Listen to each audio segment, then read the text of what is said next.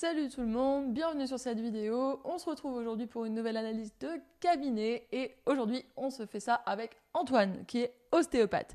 Alors c'est parti.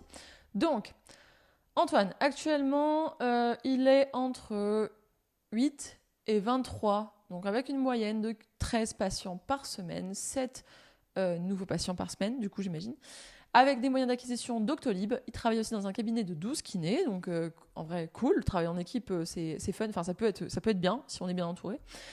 C'est à mensuel 4005, donc les charges. Ensuite, salaire 2000, donc ça va, on n'est pas à la rue avec ça, ça va quand même. Ensuite, les plus gros obstacles et challenges, c'est ça que ça devient intéressant. Le manque de patients, des bons résultats, mais pas assez de nouveaux patients. Ouais, alors, il y a des choses à dire. Déjà, objectif 20 patients par semaine à court terme, à moyen terme 30 patients par semaine, long terme 40 patients par semaine. C'est bien, on aime ça, c'est ambitieux comme objectif, moi j'adore, c'est super. Ensuite, qu'est-ce que tu as mis en place pour développer ton cabinet? Donc Instagram, bosser dans le cadre de kiné, démarcher autour du cabinet, les cartes de visite, bon les grands classiques on va dire. Voilà, ensuite je veux aller sans forcer le soin et mentir. D'accord. Alors, je ne vais pas montrer le Doctolib pour préserver l'anonymat. Donc, déjà, alors, voyons voir ce qu'on a, parce qu'on a pas mal de choses. Ok. Alors, déjà ici. Les plus gros obstacles. Manque de patients, je suis d'accord, parce qu'il y a un gap, en fait, entre tes 13 patients actuels et les 40 auxquels tu aspires. Ça, évidemment, donc il y a un fossé entre les deux. Donc oui, il y a un manque de patients, c'est normal. Ensuite, pas assez de nouveaux patients. C'est ça là, c'est cette croyance-là en fait qui te bloque, Antoine. C'est sûrement pas les nouveaux patients qui te manquent parce qu'avec 7 nouveaux patients par semaine, tu vois, moi je suis passée de 0 à 60 rendez-vous par semaine en 6 mois avec une moyenne de 3 nouveaux patients par semaine. Voilà.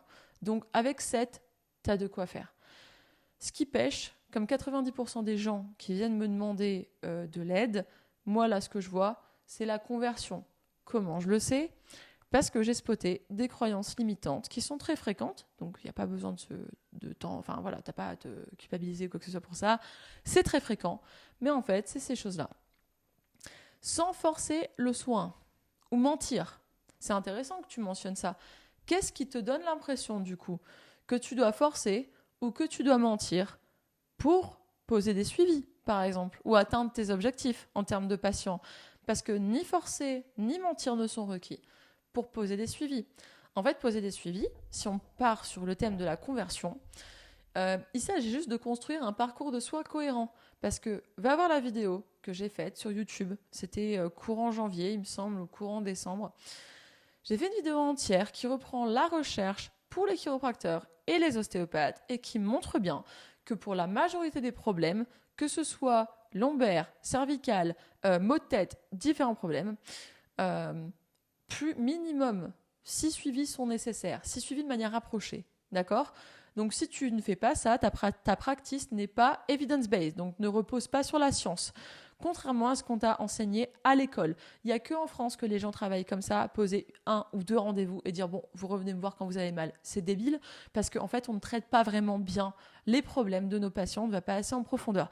Donc, moi, je pense que tu as peur de devoir forcer le soin ou mentir parce que tu as la sensation que poser des suivis, c'est pas nécessaire parce que tu ne comprends pas pourquoi tu devrais le faire, tu ne comprends pas la recherche. Je sais pas si tu parles anglais, mais si c'est le cas, comme beaucoup de Français ne sont pas capables de lire la recherche en anglais. Bonne nouvelle, aujourd'hui, il y a ChatGPT qui peut t'aider à faire ça. Du coup, tu prends ce qu'on t'a enseigné à l'école comme argent comptant sans actualiser tes connaissances. Voilà. Donc, sachant que les gens qui t'enseignent à l'école ne sont pas forcément plus informés que toi aujourd'hui. Voilà. Donc, ils répètent des choses qu'ils ont entendues et si c'est des trucs limitants, voilà, c'est des trucs limitants qui se transmettent de génération en génération. La base. Donc, quand tu comprends pourquoi, par exemple, poser des suivis, c'est essentiel pour faire un bon travail et bien accompagner son patient, il n'y a pas besoin en fait de forcer, de mentir, de quoi que ce soit, tu sors en fait de ce truc de j'ai peur d'arnaquer les gens, d'arnaquer des patients et tu comprends qu'en fait, poser des suivis, c'est ce qu'il y a de plus éthique à faire pour bien aider les gens et que ne pas poser des suivis, en fait, c'est laisser tomber tes patients, c'est les abandonner là où ils auraient le plus besoin de toi parce qu'en fait, tu ne vas pas jusqu'au bout de ce que tu pourrais faire avec eux, donc tu ne les soignes pas de manière optimale. Voilà. Encore une fois, là je te dis ça, je te le raccourcis très très très fortement. Va voir la vidéo sur les suivis, ça va beaucoup plus t'aider en profondeur avec la recherche, comprendre ce que je dis. Ok, donc moi je pense qu'en fait c'est uniquement ça, hein, Antoine, qui te maintient dans la situation dans laquelle tu es. Hein. C'est que tu as peur. Tu as peur de passer pour un arnaqueur, tu as peur de forcer, tu as peur de mentir, tu as sûrement peur, comme beaucoup de gens, de te transformer en commercial parce que du coup, tu as plein de croyances limitantes dans la tête et que tu n'as jamais remis ça en question. Donc, tu fonctionnes avec tes mêmes croyances sûrement depuis que tu es sorti de l'école. Du coup, tes résultats ne seront jamais différents tant que tu ne changes pas la disquette qu'il y a là-haut. Voilà, même programme, même résultat. Voilà, tu changes le programme, boum, résultat différent. C'est pas compliqué à comprendre. Donc non, tu n'as pas besoin de nouveaux patients. Moi, je pense que l'acquisition, là, elle est plutôt correcte. Tu as besoin de retravailler tes procédures de cabinet pour atteindre les résultats que tu as envie d'atteindre. Voilà, c'est pas compliqué. Ensuite, les stratégies mettre en place. Donc, Insta, les référents que tu as de ton cabinet de kiné, démarcher autour du câble, les cartes de visite. Je pense que je t'apprends rien quand Insta, ça prend beaucoup d'énergie de construire un profil Instagram en organique. Voilà, c'est énergivore, ça épuise un peu. Pareil, démarcher les gens autour de soi, franchement, c'est chiant. T'as pas fait 5 ans d'études pour aller faire du démarchage et du porte-à-porte. Pareil pour distribuer les cartes de visite. C'est aléatoire, tu ne contrôles rien, tu sais pas quand est-ce que quelqu'un va prendre rendez-vous. Et la plupart des gens, en fait, ils prennent jamais rendez-vous avec une carte de visite. Voilà. Donc, tout ce que tu m'as cité là, c'est de l'acquisition, de toute façon. Donc, si on rentre sur le sujet de l'acquisition, le moyen d'acquisition le plus simple, le plus efficace aujourd'hui et le plus légal aussi, parce qu'il faut arrêter de croire que vous n'avez pas le droit de faire de la publicité. C'est ce qu'on vous dit, c'est faux. Regarde les textes de loi, en fait. Encore une fois, il faut s'appuyer sur du tangible, pas sur ce qu'on te répète, parce que ce que beaucoup de gens te répètent, c'est pas la vérité. Donc, tu lances pour ton cabinet, par exemple, si un jour tu t'installes à ton compte, ou là, j'ai l'impression que tu es dans un cabinet partagé, donc voilà, mais tu peux quand même en faire de la publicité. Facebook, Google, toutes les deux ont des usages très différents, très distincts, mais j'en parle déjà dans d'autres analyses, j'en parle à longueur de journée de ces trucs-là, donc je ne vais pas me répéter. Mais grosso modo, donc ces moyens d'acquisition ne coûtent pas cher quand on sait les faire marcher. Et par exemple, tu peux avoir 10 patients la semaine prochaine si tu sais construire et lancer, par exemple, une publicité sur Meta, donc Facebook, Instagram. Parce qu'il faut bien réaliser une chose en fait, c'est que c'est complètement hypocrite de se dire je vais construire un compte Instagram pour avoir de la visibilité, pour avoir plus de nouveaux patients, et de se dire aussi ah non, je veux pas faire de pub, c'est pas éthique, tu vois, ou j'ai pas le droit, ou que c'est ça. Alors que t'as pas le droit, on a déjà débunké ce truc-là, mais c'est pas éthique.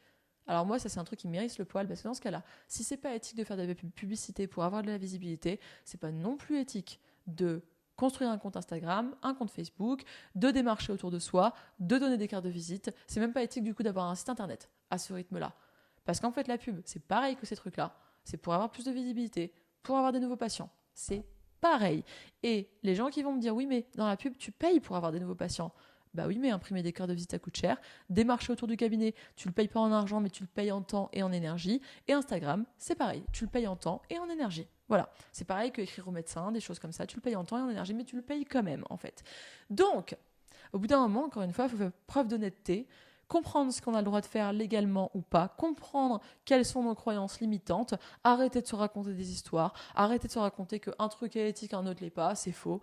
Tu vas pas te transformer en commercial, t'inquiète pas, personne ne peut te forcer à te transformer en commercial et t'as pas besoin de mentir ou de forcer la main à quelqu'un pour qu'il vienne te voir. Voilà. Donc, moi là je te suggérerais de repasser en fait sur les modules gratuits qu'il y a sur le groupe School, là, cabinet aligné, t'es sur le groupe, je le vois. Donc, repasse ces modules gratuits. Tu verras qu'il y a des choses qui vont faire écho avec l'analyse là que je viens de te faire. Si un jour tu as envie d'aller plus loin avec ton cabinet, on pourra en discuter. Pour l'instant, moi, de ce que je vois, c'est que là, il y a des gros blocages au niveau de la disquette qu'il faut aller déjà déconstruire avant de demander de l'aide à qui que ce soit. Parce que là, en fait, tant que tu es bloqué là-haut, il n'y a rien qui passera dans la matière. Il n'y a rien qui va changer dans les actions que tu vas prendre tant que tu es bloqué là-haut. Donc, c'est là que ça s'opère en premier. Voilà Antoine, j'espère que tout ça va t'aider. Des fois j'ai un ton de voix brutal, c'est pas parce que je suis méchante, c'est pour vous réveiller, parce que moi je suis là pour aider les gens, je suis pas là pour plaire. Voilà, je te souhaite un excellent week-end et je te dis à bientôt.